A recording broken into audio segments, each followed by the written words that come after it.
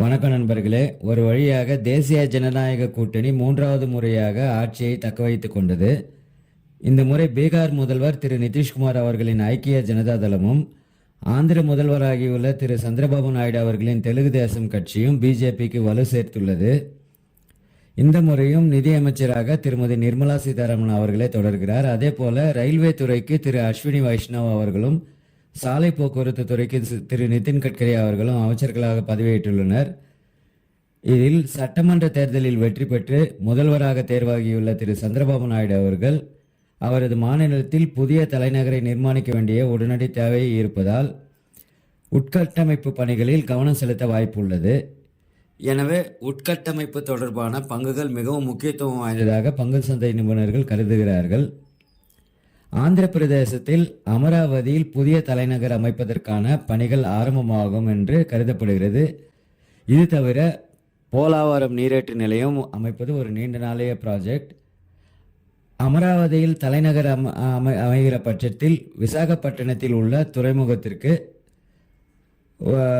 சாலை மார்க்கமாக செல்ல 6 மணி நேரத்திற்கு மேலாக நேர விரயம் ஆகும். எனவே இதை தடுக்க புதிதாக ஒரு செயற்கை துறைமுகம் அமைக்கப்பட உள்ளதாகவும் செய்திகள் வருகின்றன.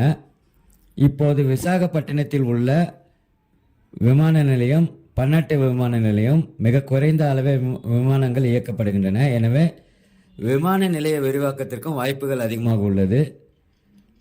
சந்திரபாபு நாயுடு ஆந்திராவில் தகவல் தொழில்நுட்பம் ஆரம்ப காலத்திலேயே பல தொழில்நுட்ப பூங்காக்களை கொண்டு வந்தவர். ஆனால் அது தற்போது தெலுங்கானா புதிய மாநிலமாக பிரிந்து சென்றதால் இந்த பூங்காக்கள் அனைத்தும் ஹைதராபாத்தில் இருப்பதால் ஆந்திர மாநிலத்தில் புதிய தொழில்நுட்ப பூங்காக்கள் வரும் வாய்ப்புகள் அதிகமாக இருக்கின்றன.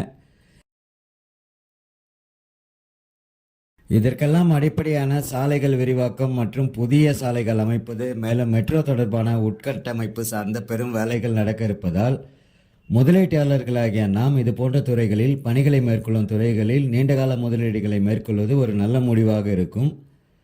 இந்த இன்ஃப்ராஸ்ட்ரக்சர் சார்ந்த சில முன்னணி நிறுவனங்கள் பற்றி பார்க்கும்போது L N T, Ashoka Buildcon, H G Infra, I T D, I R B Infra போன்ற நிறுவனங்கள் மற்றும் இன்னும் சில நிறுவனங்கள் இருக்கின்றன. இதில் ஏதாவது ஒரு நிறுவனத்தில் அல்லது அது ஒன்றுக்கு மேற்பட்ட நிறுவனத்தில் உங்களது முதலீடுகளை மேற்கொள்ளும் போது அது ஒரு நல்ல முடிவாக இருக்கும்.